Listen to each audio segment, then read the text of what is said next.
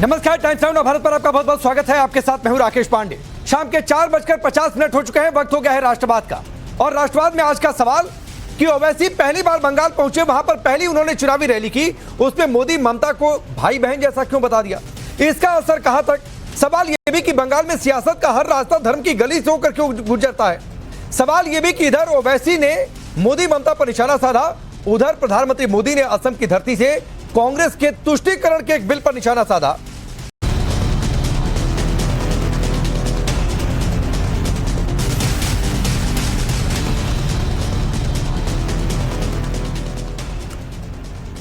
पश्चिम बंगाल की सियासत में चुनावी बिगुल बजने के बाद अब इसका पारा बढ़ता जा रहा है। मुस्लिम वोट बैंक वहां पर एक नया मोहरा और मुद्दा है और इसी वोट बैंक के सारे नई सियासी विस्तार बिछाई जा रही है। आज ओवैसी गठबंधन के बाद पहली चुनावी रैली करने पहुंचे तो जमकर गरजे, सीधे पीएम मोदी और ममता बनर्जी को निशाने पर लिया और कहा कि ममता मोदी में कोई फर्क नहीं, दोनों सगे भाई बहन की जोड़ी है, इनसे बंगाल के मुसलमानों को आजादी दिलानी है। दूसरी ओर पीएम मोदी ने यूपीए राज के कम्युनल वायलेंस बिल का जिक्र कर कांग्रेस पर बहुसंख्यकों की दुश्मन होने का आरोप लगा दिया। ऐसे में सवाल है कि क्या पीएम मोदी का यह बयान विरोधियों का चुनावी खेल खराब कर देगा। सवाल यह भी कि ओवैसी क्या बंगाल का चुनावी गणित बदलेंगे और इसका असर उससे आगे कहां तक। रिपोर्ट देखिए, फिर चर्चा करें।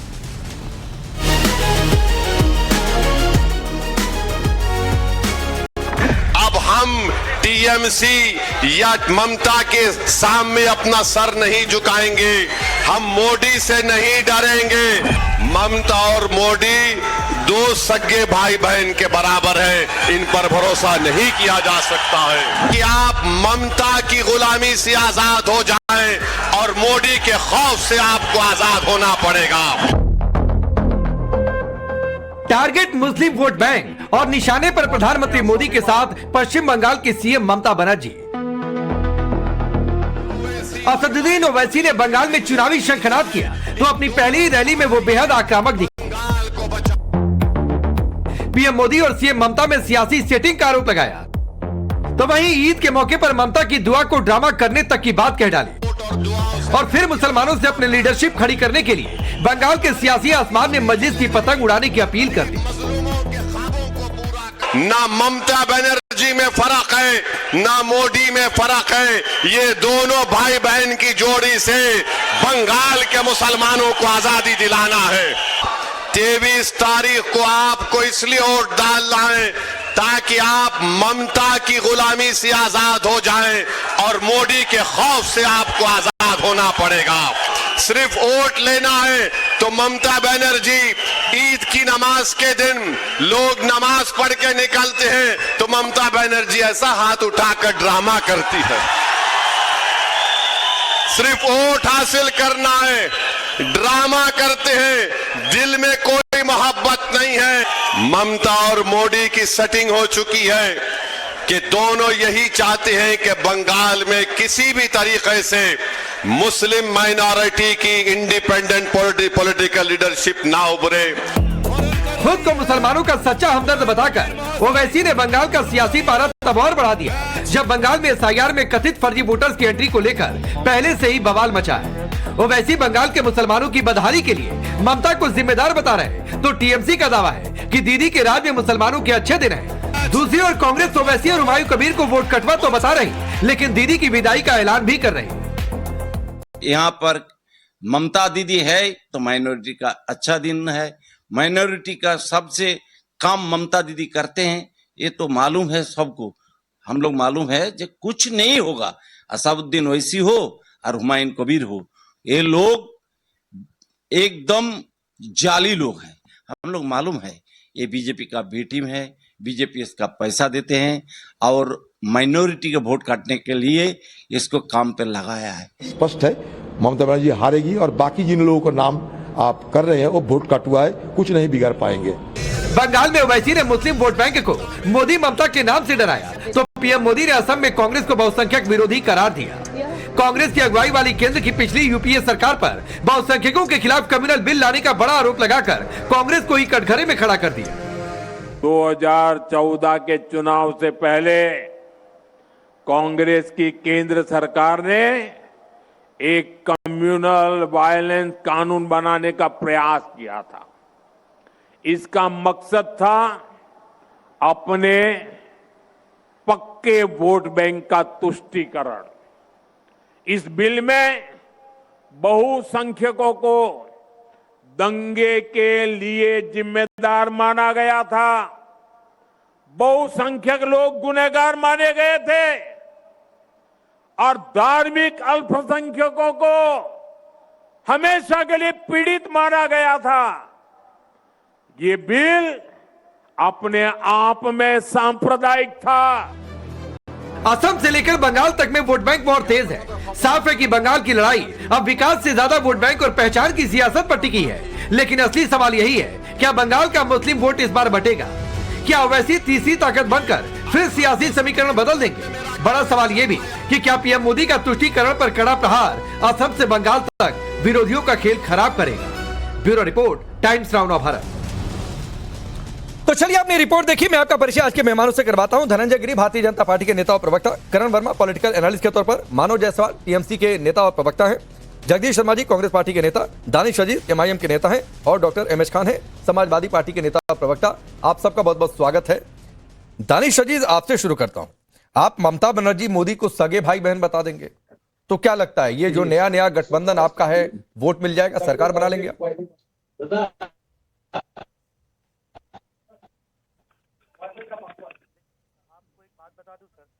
सबसे पहले तो आपका बहुत बहुत धन्यवाद कि आपने मुझे बोलने का मौका दिया। हेलो, बोलिए दानिश, बोलिए। जी बहुत बहुत धन्यवाद सर कि आपने बोलने का मुझे मौका।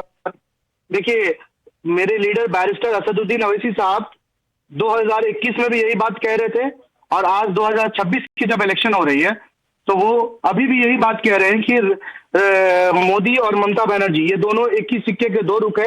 ये सही मानों में एक दूसरे के भाई बहन है, क्योंकि ये इनका इतना अच्छा बॉन्डिंग है।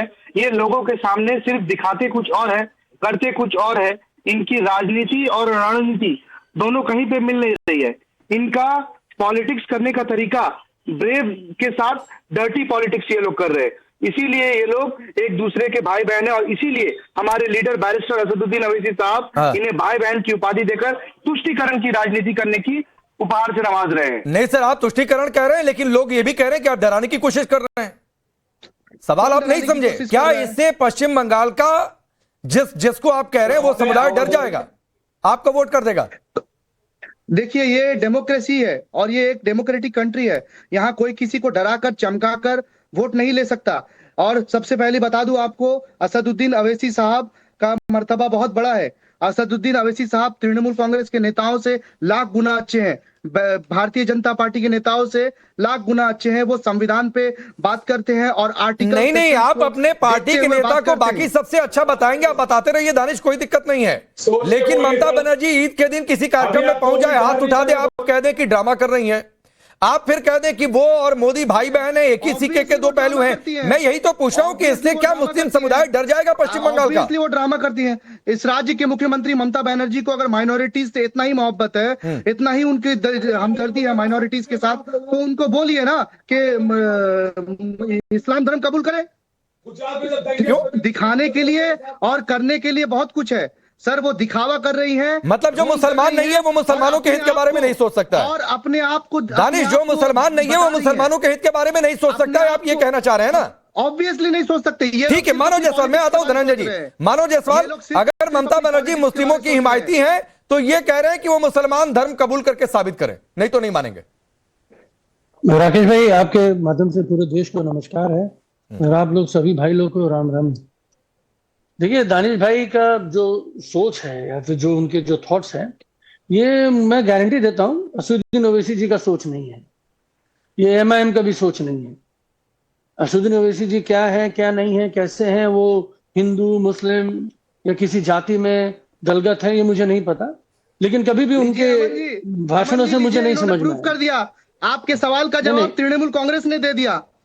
अमन जी, अब आप ही बोल लीजिए। एक बार दानिश भाई आपसे डिबेट की शुरुआत की, मानव जायसवाल पहली बार बोल रहे हैं, आपने तुरंत टोक दिया, तो रुक जाइए, थोड़ा सा रुक जाइए, बोलिए मानव। लेकिन ये ममता बनर्जी के टोटल अस्तित्व पे, उनके सब चीजों पे टिप्पणी कर सकते हैं। अब आपको धर्म अपनाना होगा तभी आप उसी धर्म के बारे में भला कर सकते हैं। तो दानिश भाई अपने सोच को जागरूक कर रहे हैं कि भाई आप माइनॉरिटी के बारे में तो क्या, अब अपने आप के बारे में भी नहीं सोच पा रहे। ये आपने सिद्ध कर दिया, क्योंकि आप संविधान को नहीं मानते, आप हमारे देश के प्लूरलिज्म को नहीं मानते। आप बता रहे हैं कि भाई हम किसी के लिए नहीं, हमको सिर्फ वोट चाहिए। और जहां तक बात आपकी है, बंगाल में आपकी जो हवाई एंट्री हुई है, तो बंगाल की जनता नहीं है, 5 सालों से हवाई हम लोग मेहनत कर रहे हैं। आप ये नहीं बोल सकते। नहीं, तृणमूल कांग्रेस के रहने दीजिए गणेश भाई। आपके तृणमूल कांग्रेस के नेताओं ने हमारे लड़कों को झूठे अरे भाई, आपको इतना क्या है जी, बात का इतना क्या है, इतने उतारू क्यों है आप? मुस्लिमीन मालदा से शुरू कर अरे आप क्यों उतारू है इतना? आसनसोल से लेकर पूरा का पूरा बसीरहाट तक काम कर रही है मजलिस इत्तेहादुल मुस्लिमीन। मैंने ठीक है, नहीं बोल सकते। दानिश मैं फिर रिक्वेस्ट कर रहा हूं, जब भी काउंटर करने का मन करे 1-2 लाइन बोलकर कोई भी चुप हो जाए। सबका माइक ऑन रहता है हमेशा, मानो अपनी बात पूरी करिए। और मैं सवाल उसमें एक लाइन और ऐड कर देता हूं, ये आप बचना क्यों चाह रहे हैं सीधे ओवैसी पर बोलने से? ईद के दिन आपकी नेता ने ड्रामा कर दिया, वो ये कह रहे हैं, फिर भी आप कह रहे हैं कि ये दानिश की जो राय है मैं मानता ही नहीं हूं कि ओवैसी की राय है। अच्छा सुन लीजिए, मैंने क्या बोला कि एमआईएम हवाई पार्टी हवा से पहुंच गई है, ये तो मैं बोल ही रहा हूं। तो मैं कहा उनका पक्ष ले रहा हूं। और ये जो हुमायूं कबीर है, जिसको कभी भाजपा रखी, फिर हमने भी गलतियां करी, ऐसे लोगों को रख के बहुत सारे उनके ऊपर कार्रवाई करी गई। लास्ट में उन्होंने एक मिला है, शगुफा छोड़ा है पूरे देश के सामने। और असदुद्दीन ओवैसी जो बहुत मंदिर मस्जिद भाईचारे की बात कभी कभी करते हैं, वो क्या प्रूव करना चाहते हैं? उनका विरोधी कौन है? उनका विरोधी भाजपा है। ये तो सिद्ध हो रहा है। वो क्या भाजपा से लड़ने आए हैं?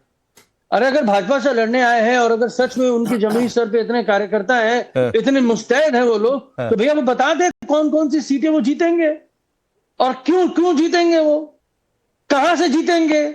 बहुत बड़े एनालिस्ट हैं, उनके पास बहुत सारी भाषा का उनको बहुत सारा ज्ञान है, लेकिन वो जो थिएट्रिक वाली जो उनकी जो पीछे होती है ना, वो भीड़ इकट्ठा कर सकती है, लेकिन वोट नहीं दिला सकती। ठीक है सर, बंगाल की जनता देखिए वोट किसको मिलता है मानो भाई, ये बहुत समय अब नहीं रह गया है। शरण आता हूं, लेकिन धनंजय गिरी आप कुछ कहना चाह रहे थे, आपकी भी एक टिप्पणी ले ही लूं। ये कौन सी सेटिंग है जिसका आरोप ओवैसी लगा रहे हैं सीएम ममता से? देखिए, जो भाई बहन की बात कर रहे हैं ना, हम लोग तो पांडे जी बचपन से ही कहते आ रहे हैं कि चंदन है इस देश की माटी, तपोभूमि हर गांव है, हर बाला देवी की प्रतिमा, बच्चा बच्चा राम है। और प्रधानमंत्री नरेंद्र मोदी कहते हैं 140 करोड़ देश की जनता मेरा परिवार है। हम तो किसी को जात मजहब संप्रदाय धर्म में बांटते नहीं है, हम सबको साथ लेकर। मोदी जी ने क्या कहा है, महामानव मोदी ने मंत्र दिया है, सबका साथ, सबका विकास, सबका विश्वास, सबका प्रयास। लेकिन जहां तक बात करें ओवैसी की, ओवैसी एक बात, ओवैसी बहुत गुणी आदमी, उन्होंने एक बात सही कही, दानिशमंद व्यक्ति हैं। उन्होंने कहा कि मुसलमानों को आज तक वोट बैंक बना के रखा था इस देश में, वोट बैंक से मुक्ति मोदी ने दिलाई है। ये मुसलमानों से इससे बड़ी मुक्ति क्या हो सकती है कि वोट बैंक से लेकर के पावर बैंक बनाया, उनको तालीम दी, तरबियत दी, उनको वजीफा दिया, हर तरह से आगे बढ़ाया, व्यवस्थाओं में लेकर के आए। मुसलमान को मुल्क के मुख्य धारा से जोड़कर उनके मुस्तकबिल को मुकम्मल पहुंचाने का काम मोदी के नेतृत्व में हुआ है। यह आजादी है, ये वोट बैंक से आजादी है। और ये जो अभी जो कह रहे थे फिरका परस्ती की बात कि भाई ममता बनर्जी धर्म बदल ले, अरे धर्म हमारा तो एक ही धर्म है, देश धर्म है। हम तो कहते हैं कि बंकिम के बंगाल में वंदे मातरम गाने वाले बंकिम के बंगाल में बाबरी का क्या काम है? ये बंकिम का बंगाल है जो वंदे मातरम के उद्घोष से बोलिए अलगाववादी बात कर नहीं सकते आप। सर मैं बोलना चाहता हूँ ये जो बीजेपी के प्रवक्ता साहब बोल रहे हैं, इनको याद दिला दूं, अगर ये आज बंकिम चंद्र चटर्जी जी को याद कर रहे हैं तो इनको ये भी याद करना चाहिए 2019 में एमपी इलेक्शन के वक्त, लोकसभा इलेक्शन के वक्त ईश्वर चंद्र विद्यासागर का मूर्ति को तोड़ा गया था। ईश्वर चंद्र विद्यासागर का मूर्ति को किसने तोड़ा था?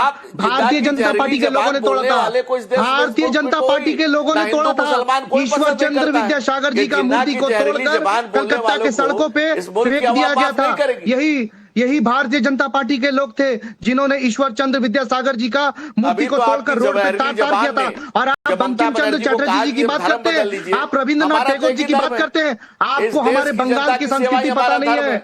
सुन लीजिए भाजपा के प्रवक्ता जी, आपको हमारे बंगाल की संस्कृति पता नहीं है। जिस तरह यहाँ पे रविंद्रनाथ टैगोर जी का जन्म हुआ, जिस तरह यहाँ पे काजी नजरुल जी का भूमि है, ये आप लोग तुष्टीकरण की राजनीति राजनीति नहीं कर सकते। अभी आप तुष्टीकरण की राजनीति नहीं कर सकते। आप बताइए ना, आप बताइए, आप बंकिम चंद्र चटर्जी जी की बात कर रहे हैं ना, आप बंकिम चंद्र चटर्जी जी की बात कर रहे हैं। आपने ईश्वर चंद्र विद्यासागर जी की मूर्ति को क्यों तोड़ा? सामने उजागर हो गई। 2019 में ईश्वर चंद्र विद्यासागर जी की मूर्ति को क्यों तोड़ा गया? ईश्वर चंद्र विद्यासागर जी की दानिश एक बात बताइए, धनंजय जी एक मिनट, दानिश एक बात बताइए, आपने जो कहा कि ममता बनर्जी अगर मुस्लिमों की हिमायती है तो मुसलमान बन जाए, जबकि ये बात सही नहीं है। आपकी इस बात को हर कोई खारिज करेगा, लेकिन फिर आपके इसी तर्ज के हिसाब से अगर मैं आपसे ये पूछ लूं कि इसका मतलब वैसी जो दलितों पिछड़ों की बातचीत करते हैं वो सिर्फ दिखावा है, वो बात असल में मुसलमानों की ही करते हैं, क्योंकि दलित पिछड़े तो हिंदू हैं, तो अगर वो हिमायती है तो उनको भी उस हिसाब से हिंदू बन जाना चाहिए फिर तो। राकेश सर जी, मैं ये सवाल नहीं पूछना चाह रहा था और ना पूछना चाहिए, मैं फिर कह रहा हूं, लेकिन जो आपने कहा उसके हिसाब से पूछ रहा हूं मैं आपसे। हमारे लीडर बैरिस्टर असदुद्दीन अवैसी साहब हमेशा असेंबली में SC ST OBC माइनॉरिटी, तो फिर कैसे भाई, बैकवर्ड की आवाज, फिर किस आधार पर आपने कह दिया कि ममता बनर्जी मुसलमान बन जाए? फिर किस आधार पर आपने कह दिया दानिश? कब बनेंगे SC ST OBC, कब बनेंगे? किस आधार पर आपने कह दिया? कब वो घर वापसी कर रहे हैं? ढोंग नहीं करते वैसी साहब कब घर वापसी? दानिश आपने किस आधार पर कह दिया? ढोंग नहीं करते दानिश आपने किस आधार पर करके कह दिया? दानिश तो फिर आपके हिसाब से ममता बनर्जी ढोंग कर रही है? बताइए, ढोंग नहीं करते हैं। नहीं, किस आधार पर आपने कह दिया? सर में रुमाल रखकर अल्लाह अकबर ला इलाहा इल्लल्लाह मोहम्मद रसूलुल्लाह पढ़ लेने से आप मुसलमान की हिमायती नहीं हो जाएंगे? मुसलमान के लिए अगर आप वाकई में सोचती है ममता बनर्जी जी, और आपको मुसलमानों के लिए सोचना पड़ेगा, उनके लिए करना पड़ेगा। नहीं, तो फिर आप कहिए कि मेरे मुंह से गलती से निकल गया कि मुसलमान बन जाए, आप ये बोल दीजिए फिर दानिश। क्यों? कोई गलती से नहीं निकला है। तो फिर उस हिसाब से जो जिस धर्म का नेता वो सिर्फ उसी धर्म की बात करेगा, दूसरे धर्म की बात करने के लिए उस धर्म में कन्वर्ट हो जाना चाहिए। आप ये कहना चाह रहे हैं दानिश? दिखावा क्यों? नहीं होता ऐसे, करना आ रहा हूं, लेकिन चूंकि TMC पर सीधे बातचीत है, मानो एक रिप्लाई और। दिखावा क्यों?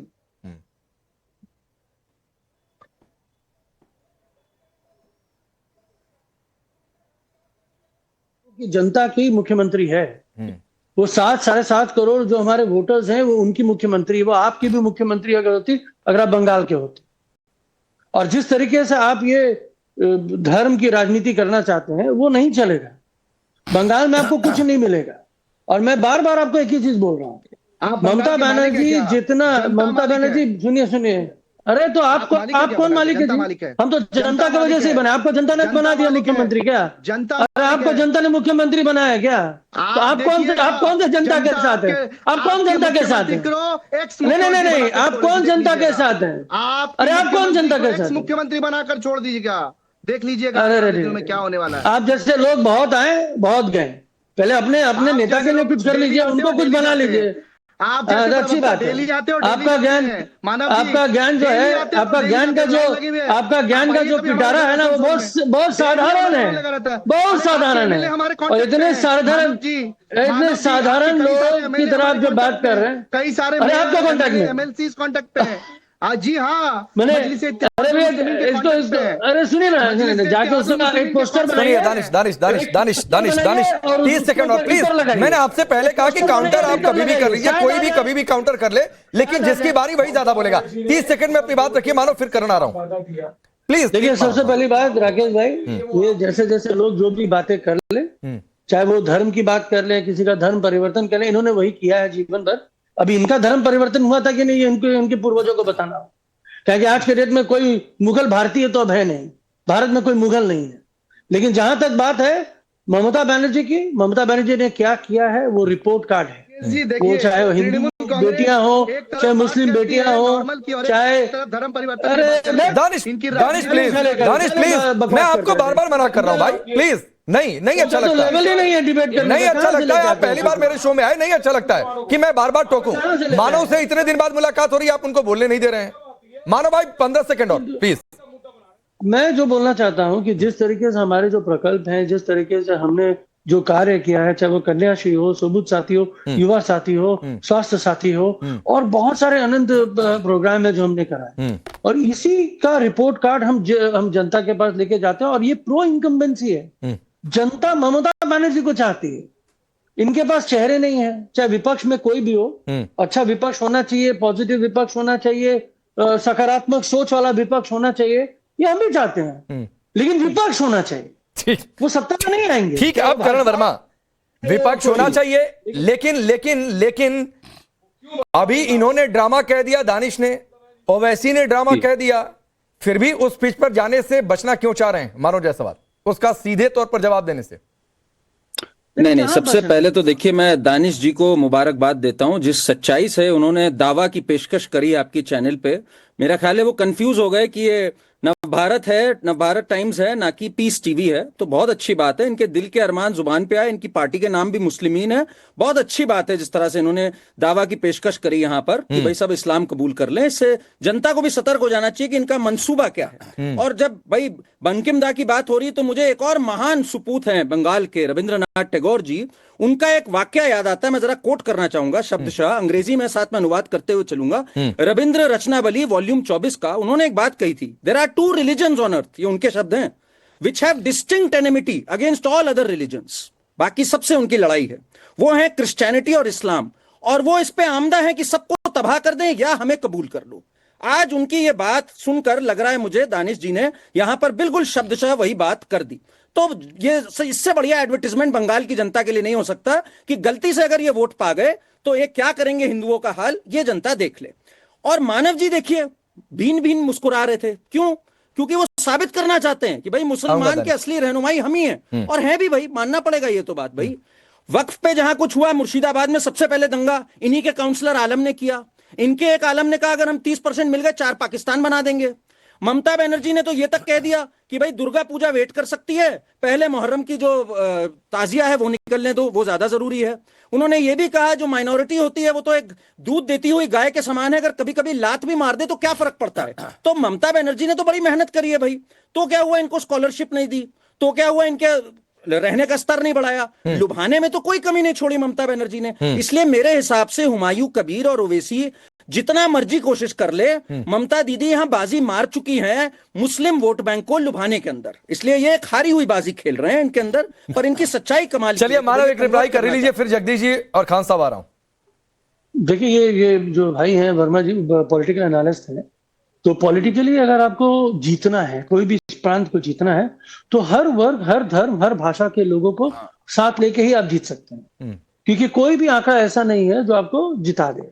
और जहां तक ये जो नैरेटिव चलाने की बात है और पूरे देश में एक नैरेटिव चलाने की बात है, ये नैरेटिव बहुत पहले ध्वस्त हो चुका है। दुर्गा पूजा जिस तरीके से बंगाल में मनाया जाता है, छठ पूजा जिस तरीके से बंगाल में मनाया जाता है, ईद उल फितर जिस तरीके से मनाया जाता है, गुरु नानक जयंती मनाया जाता है, महावीर जयंती मनाया, कोई ऐसा धर्म का जो पर्व है, जो बड़े पर्व भी हो, उसको एक उत्सव की तरह बंगाल में मनाया जाता है। तो इससे इसके क्या साझा होता है कि भाई हम हर धर्म, हर वर्ग, हर भाषा छोटी सी बात राकेश जी, एक छोटा पॉइंट ऑफ ऑर्डर 10 सेकंड साथ ही साथ 1 मिनट, मैं हमारे मित्र को आपने कुछ एक इंसिडेंट बताया, एक छोटा सा सवाल कर लूं फिर आप प्लीज जवाब दे दीजिए। मानव जी, 17 रिलीजियस प्रोसेशंस पे हमला होता है बंगाल में पिछले 3 साल में, 17 के 17 हिंदू हैं, कभी दुर्गा पूजा पे, कभी हनुमान जयंती पे, कभी रामनवमी पे। ये एक महज इत्तेफाक मान ले हम लोग, एक ही धर्म पे होता है। Short reply very short. इस वर्ष 2026 में जब आप वर्तमान की बात करते हैं, लगभग 2000 प्लस रामनवमी यात्रा निकलेगी। दुर्गा पूजा की आप बात करते हैं तो विश्व पटल पे यूनेस्को दुर्गा पूजा को सबसे बड़ा कल्चरल इवेंट मानता है, उसका अवार्ड बंगाल को मिला।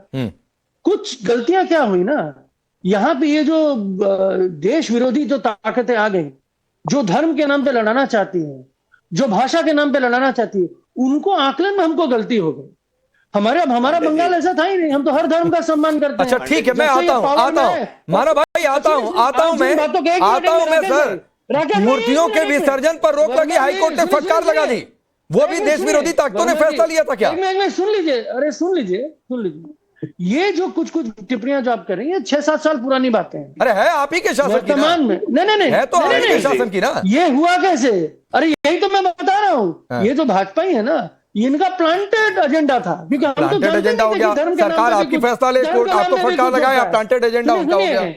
धर्म के नाम पे भी जगदीश जी हो सकते हैं, मुझे पता ही नहीं था हम लोग। ठीक है जगदीश जी, एक खेल तो 2011 में भी खेला गया था, जिसका जिक्र प्रधानमंत्री मोदी ने आज असम से किया, जो क्रिमिनल वायलेंस कानून आप लेकर आ रहे थे। दानिश भाई आता हूं, 2 मेहमान अभी वेट कर रहे हैं, प्लीज एक बार मैं उनके पास चला जाऊं। 2011 में जो मसौदा बना था कि भाई कहीं दंगा होता है, कुछ भी अनरेस्ट फैलता है, तो जो मेजोरिटेरियन है वही जिम्मेदार होंगे।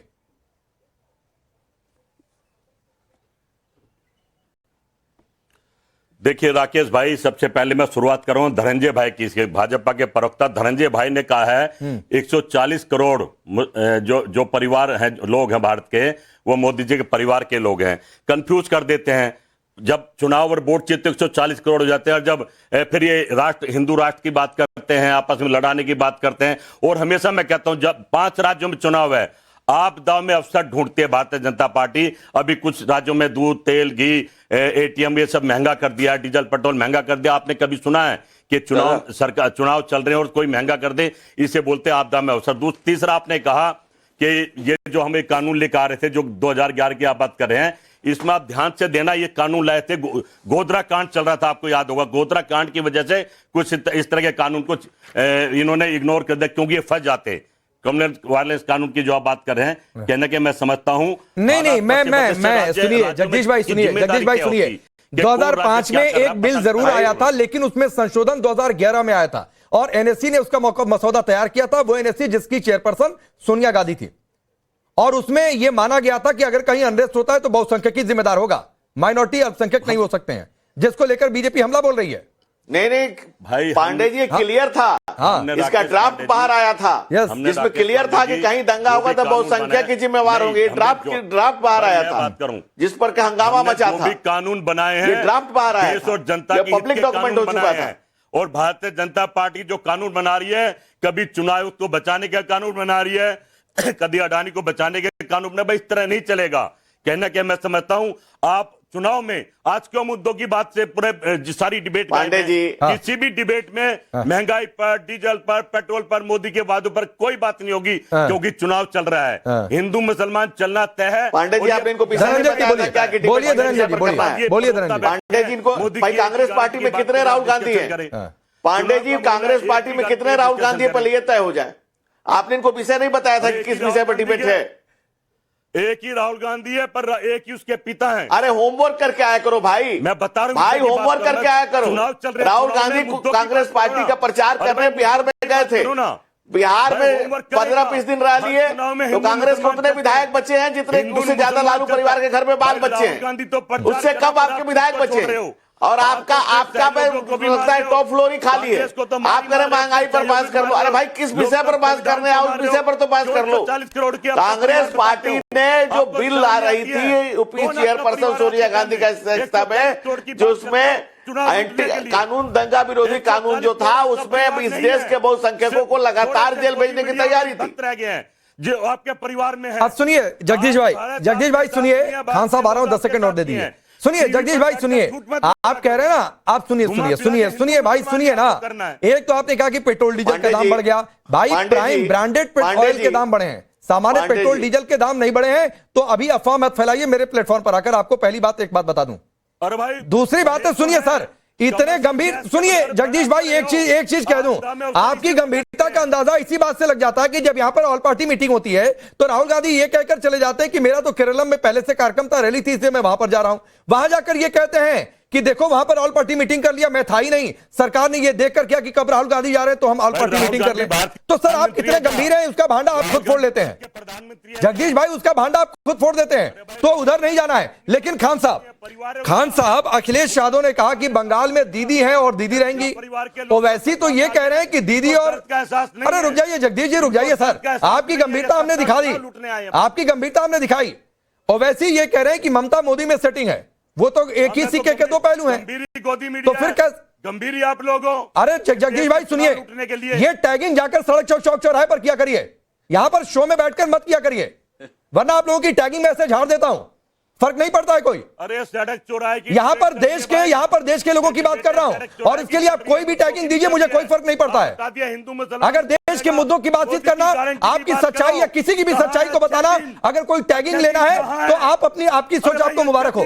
चलिए खान साहब, सवाल का जवाब दीजिए। अब जगदीश भाई रुक जाइए, रेडियो कमेंट्री का शो नहीं है, रुक जाइए, रेडियो कमेंट्री का शो नहीं है, उन पर भी फिर आवाज बंद करवाऊंगा, नीचे करवाऊंगा, आपको बुरा लगेगा। रुक जाइए, खान साहब की बारी है।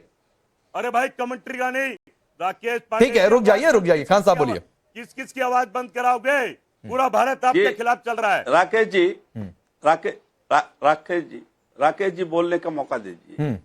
प्लीज राकेश जी, बोलिए बोलिए। मैं कहता हूं कि मेरी पार्टी माननीय अखिलेश यादव जी, मैं कहता हूं, साफ साफ कहता हूं कि मेरी पार्टी समाजवादी पार्टी, माननीय अखिलेश यादव जी राष्ट्रीय अध्यक्ष और संविधान, ये सब हम लोग मानने वाले लोग हैं। संविधान के हिसाब से ही हम लोग चलते हैं। अगर देखिए, चुनाव आयोग अगर वहां बैठ करके डीजीपी और चीफ सेक्रेटरी और तमाम अधिकारियों का ट्रांसफर कर रहा है और कोई पार्टी का नेता किसी जाति विशेष का नाम लेकर कह रहा है कि इनके ऊपर जाति हो रही है, तो चुनाव आयोग क्या कर रहा है? चुनाव आयोग ने साफ कहा है किसी जाति धर्म की बात नहीं कही जाएगी। तो ये कैसे हो रहा है? ये क्यों नहीं चुनाव आयोग संज्ञान में ले रहा है?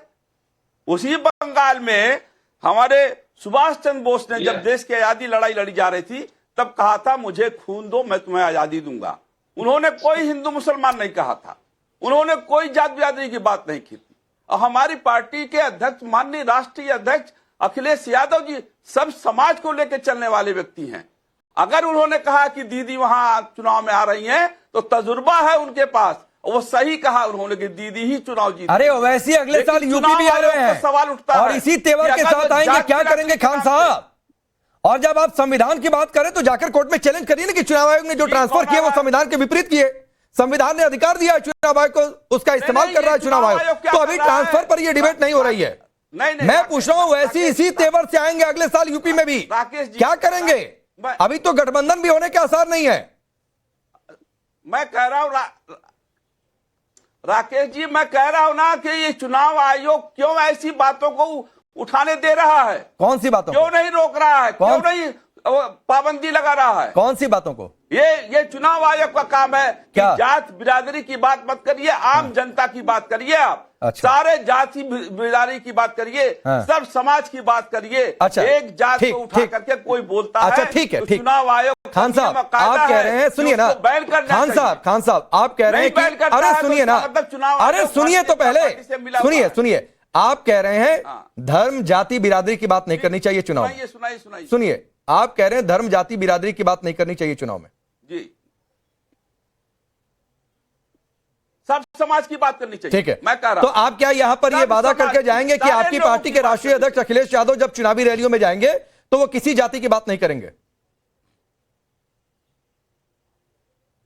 नहीं जाएंगे, नहीं करेंगे। माननीय राष्ट्रीय अध्यक्ष मतलब पीडीए आप लोग छोड़ रहे हैं, समाज के लोगों को, मतलब पिछड़े पीडीए वाला मुद्दा छोड़ रहे हैं, सारे लोगों को साथ में लेकर चलने वाले, मतलब पीडीए वाला मुद्दा छोड़ रहे हैं ना? वो धर्म की राजनीति बीजेपी को मुबारक हो, हम नहीं करते हैं।